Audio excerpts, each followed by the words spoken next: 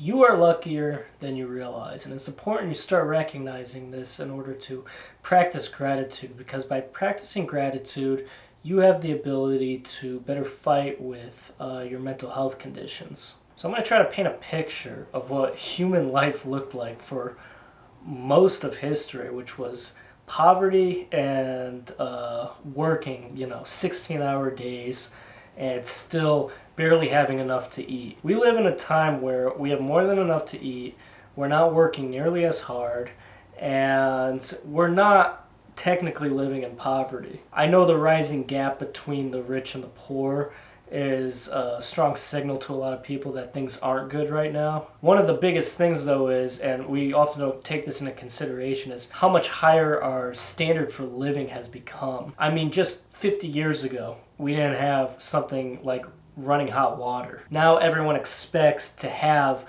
running hot water in the apartment that they purchase or the house that they get. Refrigerators weren't a thing until the last 100 years. And never mind all the access to information that we have now with things like the internet. As we evolve as humans, we tend to demand more out of life, especially as our standard of living continues to increase.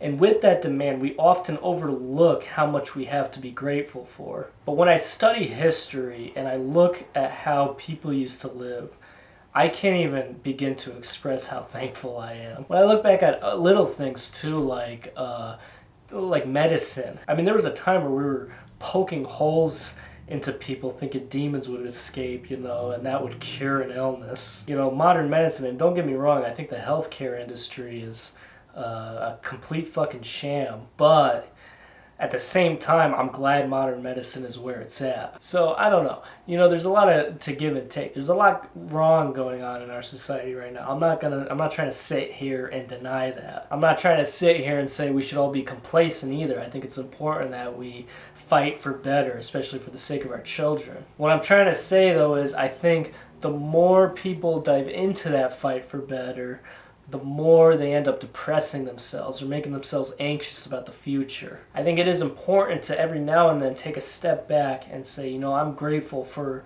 being able to live in this time frame. And as you take that step back, I guarantee there's so many little things that are just going to come up that you're going to realize, wow, I never really thought about how grateful I am to have this.